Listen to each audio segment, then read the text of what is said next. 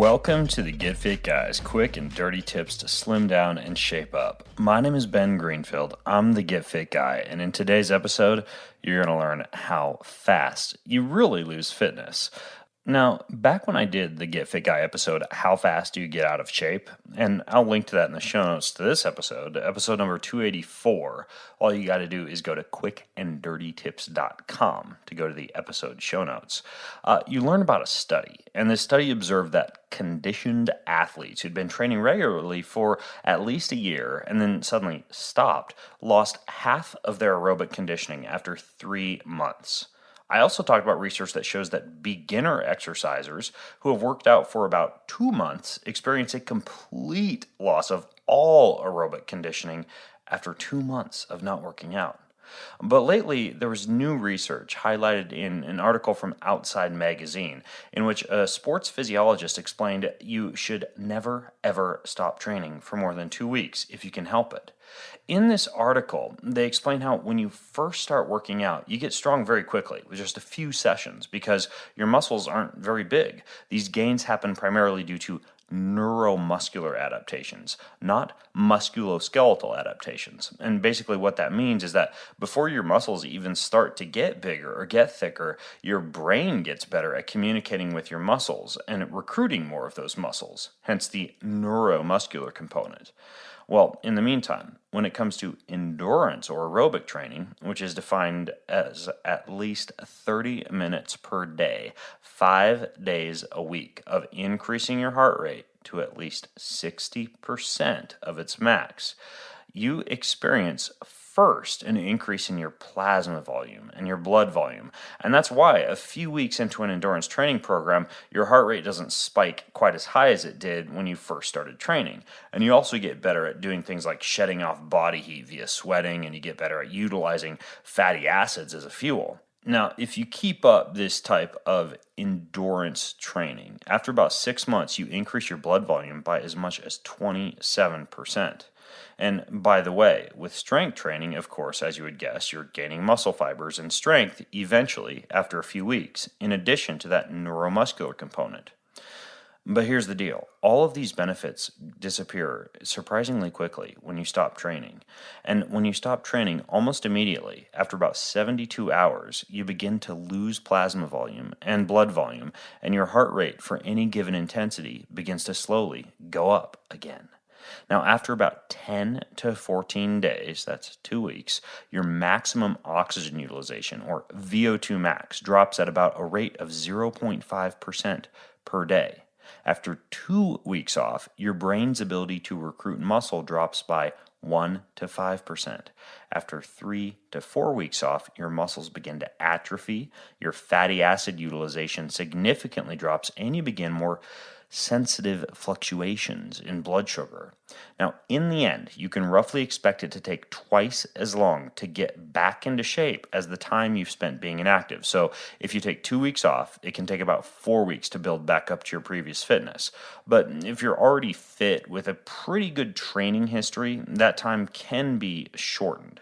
So, what are my quick and dirty tips to keep all of this at bay and consistently train day in and day out, week after week, all year long? Well, I've got 5 tips for you. Tips I personally follow. Number 1, don't have an all or nothing approach. Even if you can't do 6 days a week, perfect cardio and strength exercise routines, you can still stay physically active, and you can try to exercise even just once per week with a Mondo workout and then stay active at work the other days of the week. For example, if you're working on a big project and you know you won't make it to the gym for a while, set a goal of just doing maybe one big run on the weekends or one big strength training sessions on the weekend, and then try to amass, say, 100 burpees by the end of each of the other days by dropping and doing 10 burpees each hour. Number 2 is to cross-train, even if you're injured. If it's an injury that's keeping you from doing your usual workout routine, there's no reason you can't still exercise. I have an entire article called How to Stay Fit When Injured, and I'll link to that at quickanddirtytips.com. Whether it's an ankle, knee, shoulder, low back injury, you name it, there's actually a ton of exercises you can do that don't aggravate those particular injuries. Number 3 is to use bodyweight workouts. There's no excuse for not exercising just because you can't make it to the gym. Push-ups, squats, lunges, crunches can be combined with jumping jacks or running or burpees for a very effective fitness-maintaining workouts.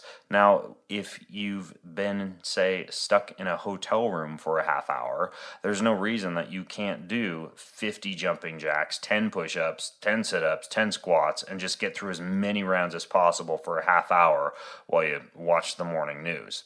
You can also switch to different variations of exercises you might have done at the gym. Like if you've been toning the backs of your arms with cable pushdowns at the gym, you could switch to narrow grip push-ups at your home or your office. You get the idea. Number 4 is to do circuits. If you're pressed for time, don't ever do workouts that require you to sit and rest between sets. Not only will you save time, but keeping moving during your workout is way better for fat burning.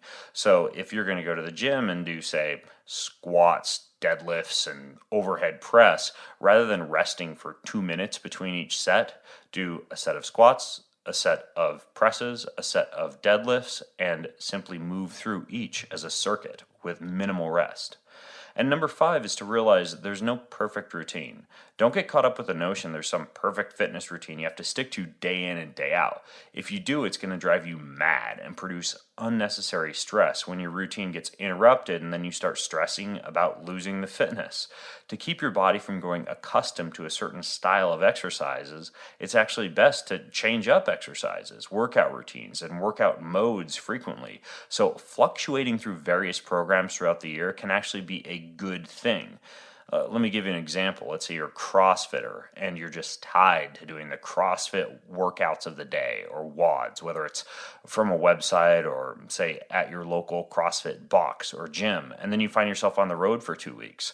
I know some people who will almost completely neglect exercising just because they don't have access to their barbell and their CrossFit box. Well, that's your chance to start to stimulate your body with new forms of workouts like, say, yoga, bodyweight workouts, plyometrics, maybe even a machine-based circuit at the hotel gym that you haven't done before.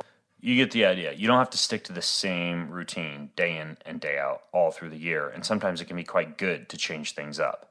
So the next time you find yourself fretting about the fact that you might lose your nice muscles as you work the next 2 weeks on the fourth quarter budget, or you get caught up in a school project, just drop and do 10 push-ups, 10 squats, and 10 burpees. There you go.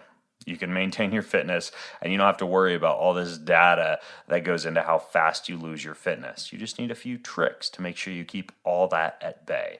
Now, if you want more tricks or you want to join the conversation, head over to facebook.com/getfitguy, where myself and plenty of other folks in the Get Fit Guy community are there waiting and having fantastic conversations. So until next time, I'm Ben Greenfield, the Get Fit Guy, asking you, what are you waiting for? Go get fit.